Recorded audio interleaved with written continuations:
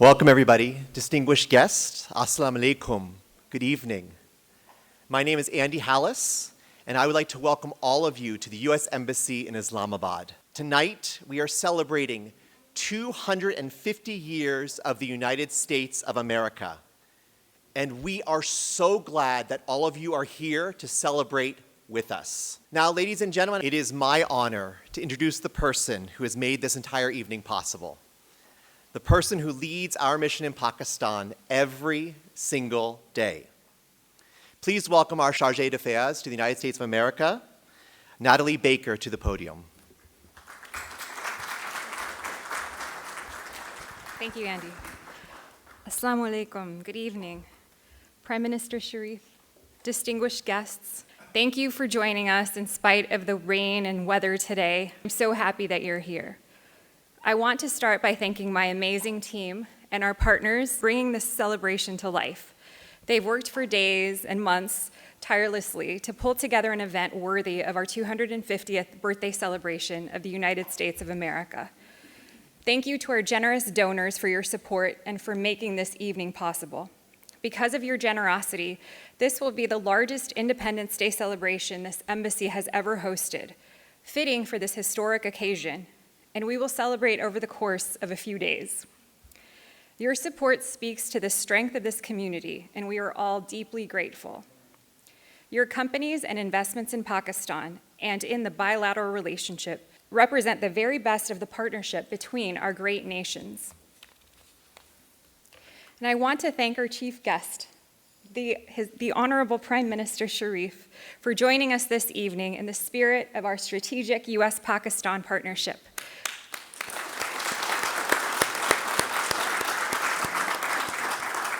Which is stronger than ever and grounded in true friendship and alignment of interests.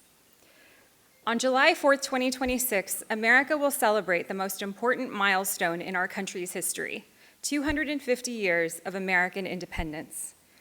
250 years ago, 56 men gathered in Philadelphia and signed their names to the most consequential document in the history of human civilization. They pledged their lives, their fortunes, and their sacred honor to a proposition that was, at the time, radical, that all people are created equal, that they are endowed with unalienable, God-given rights to life, liberty, and the pursuit of happiness, that governments derive their just powers from the consent of the governed. That document was, at its core, an act of faith in the capacity of free people to govern themselves, to build something worthy, and to leave the world better than they found it. Tonight, standing here in Islamabad, I feel the weight and the wonder of that moment. And I feel something more, profound gratitude for the United States, for Pakistan, for our people, and for a partnership that gives those ideals new meaning and new life in the 21st century.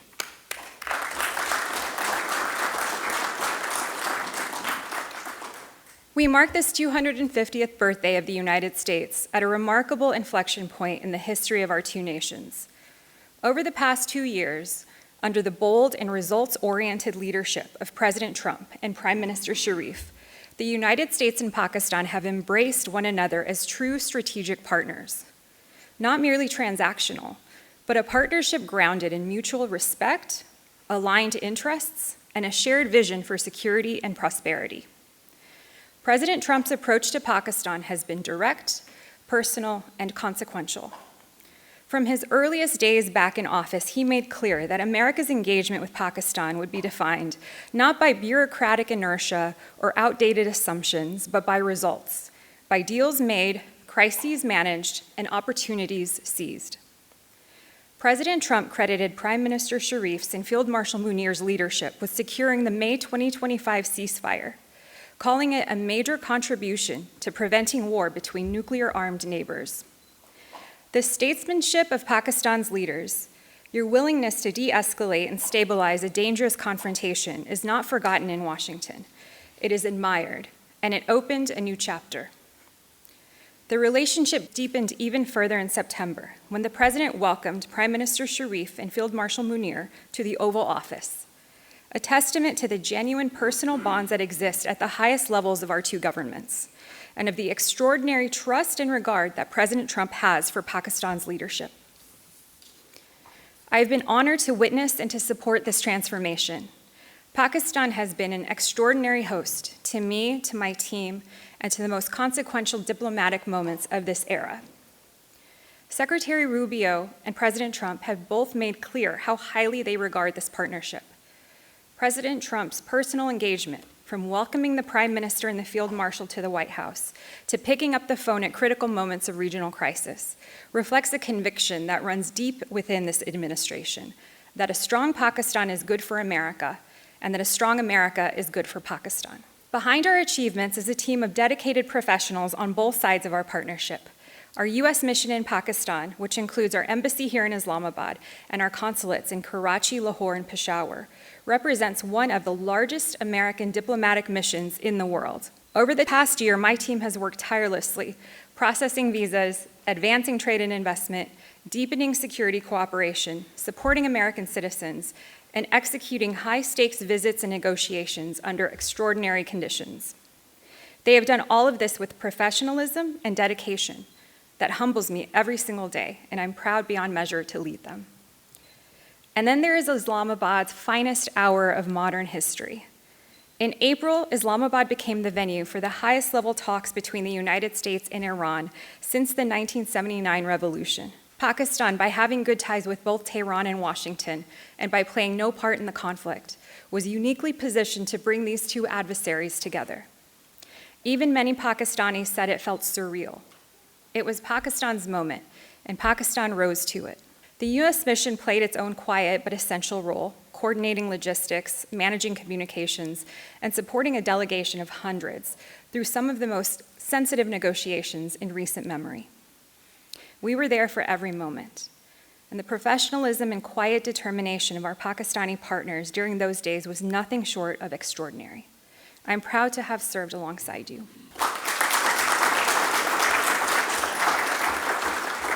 I also want to speak tonight about something more personal, about what it has meant to travel this remarkable country, to go beyond Islamabad, and to see Pakistan through its people and its places.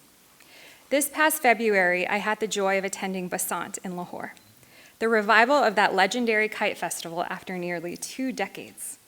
Standing on a rooftop in the heart of the old city, as thousands of kites climbed into a pale winter sky, the air alive with color, music, and laughter, it was one of the most purely joyful moments of my diplomatic career.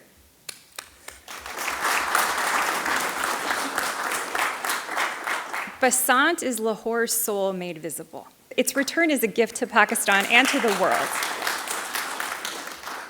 I've traveled to the heartland of interior Sindh, to communities far from the headlines, where the hospitality is as vast as the landscape, the culture and religious diversity are as rich as the history of the people of this nation, and where the partnership between our two countries takes its most meaningful form in agriculture, in manufacturing, in the quiet work of people building better lives for their families. Those visits grounded me. They reminded me why this work matters.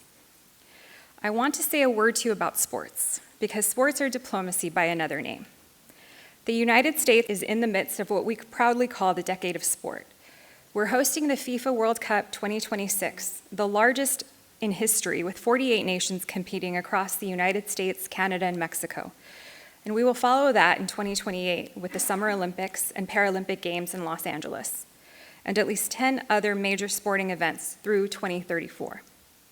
President Trump has made clear that this is a once-in-a-lifetime opportunity to showcase the beauty and greatness of America to the world, and we intend to make the most of every moment. Here in Pakistan, I had the honor of launching the FIFA World Cup 2026 countdown together with the Pakistan Football Federation, the first such event hosted anywhere in the world. Pakistan is at the heart of it. This country manufactures world-class footballs that will be used on pitches from New York to Los Angeles, from Toronto to Mexico City. When fans around the world watch the beautiful game this summer, they will be watching, in a very real sense, a product of Pakistani craftsmanship and skill.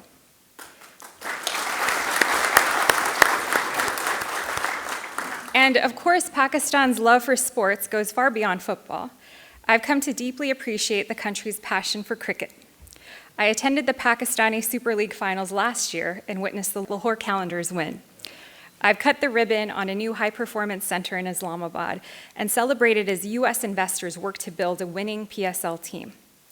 I've seen the way sports lift communities, unite generations, and tell the story of a people. In Pakistan, like in my home state of Texas, sports are not only recreation, they're identity. Sports represent another thread in the fabric of friendship between our two nations.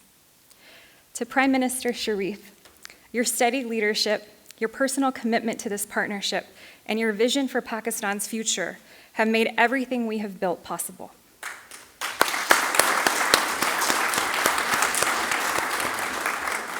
The friendship between you and President Trump reflects something real, a shared belief that strong nations led by strong leaders can accomplish things the world once thought impossible.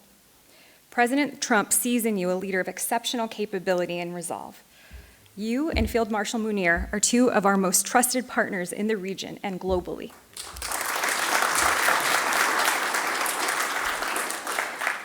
To the people of Pakistan, you have welcomed me with a generosity of spirit that I will carry with me for the rest of my life. From the staff of this embassy and our consulates, who work every single day with dedication and grace, to the Pakistani officials and civil servants who have partnered with us at every level, to the entrepreneurs, the students, business leaders, and ordinary citizens who believe in what our partnership can deliver. Thank you from the bottom of my heart.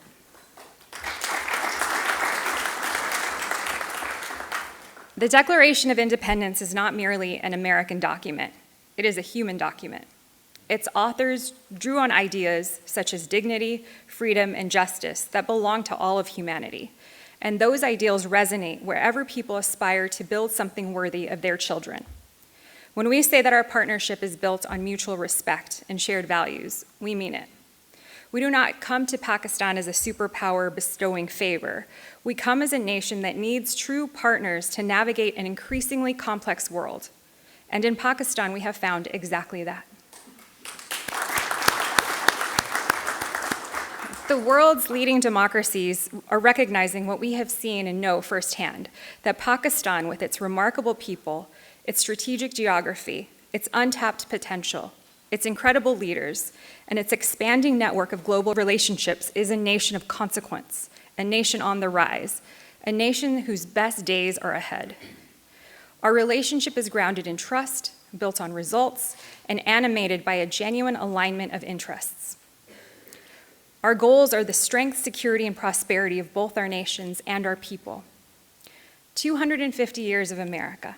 As we enter America's golden age, I genuinely believe that the most important chapter of the U.S.-Pakistan partnership has only just begun. The best is yet to come.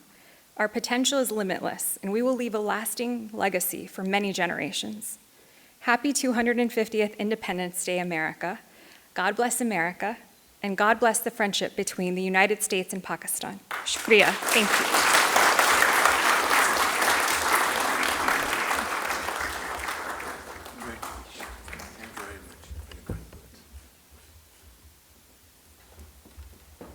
Thank you, Sharjah Baker.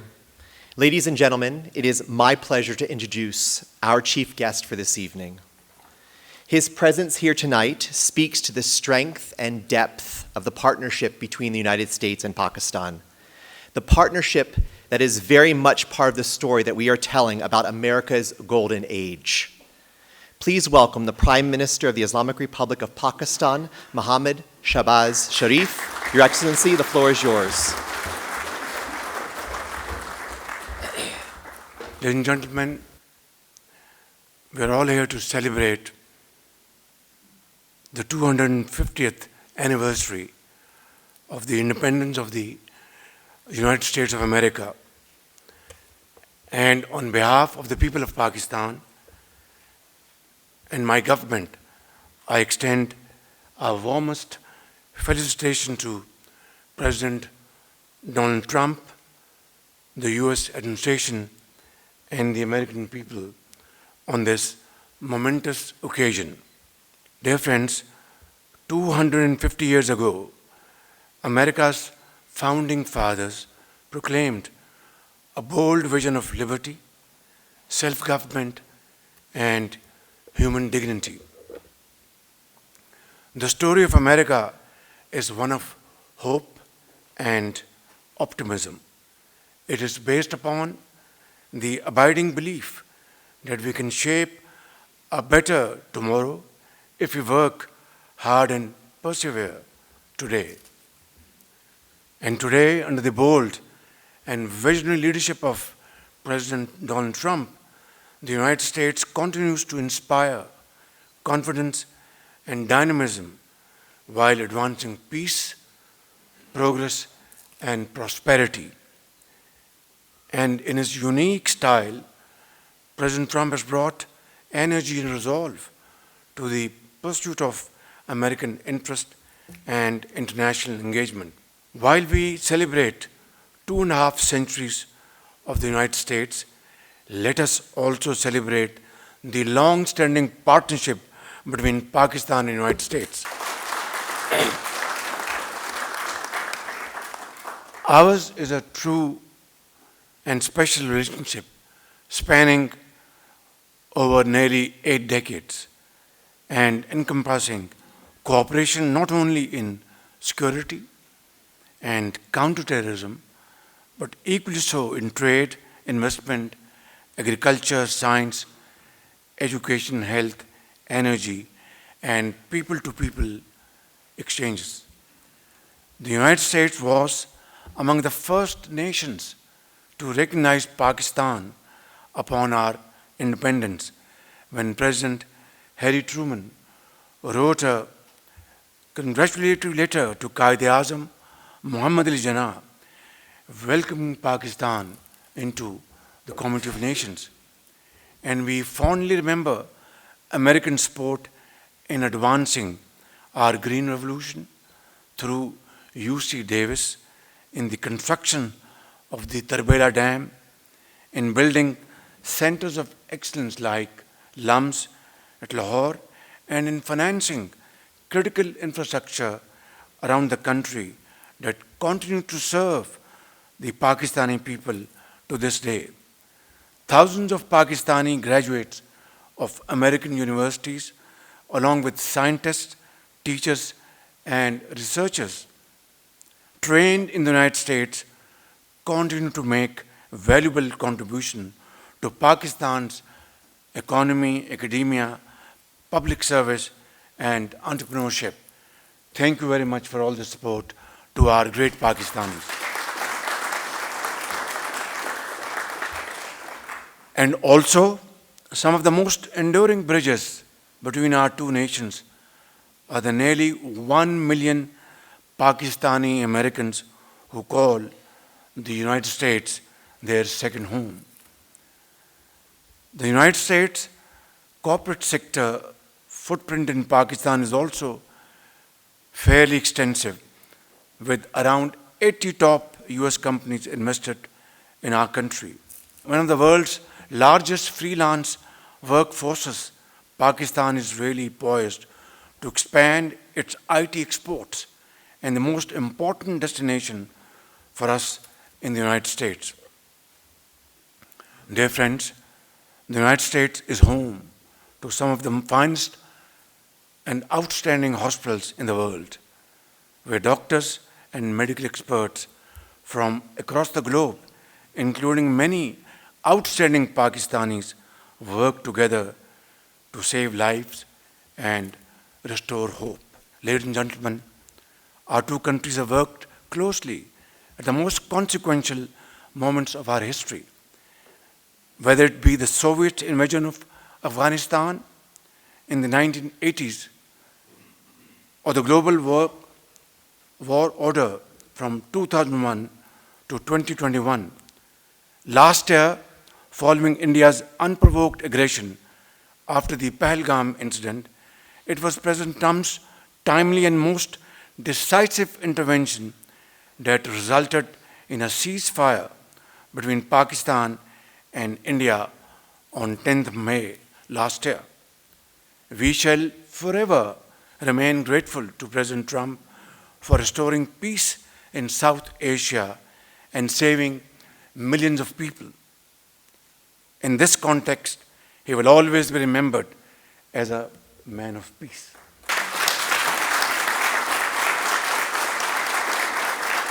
Ladies and gentlemen, today Pakistan is proudly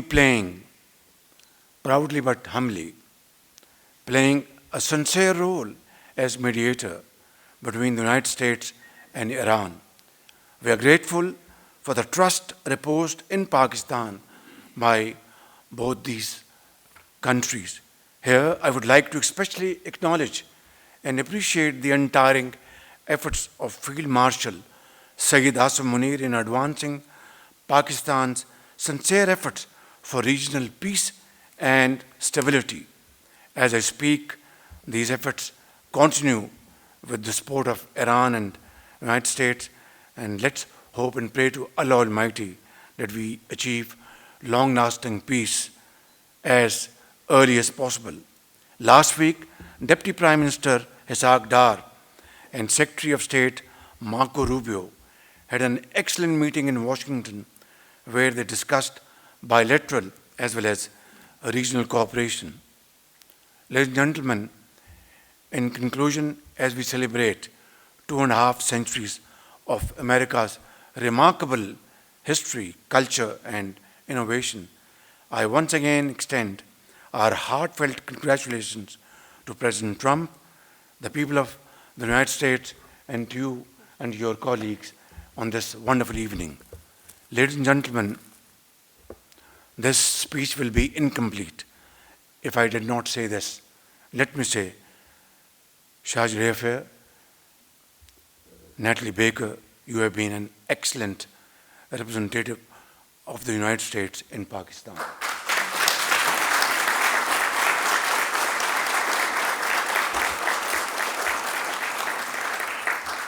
Through your energetic, passionate, and sincere engagement, and this is not lip service, these words are coming from the core of my heart, and active diplomacy, you have helped bring our two countries even closer together.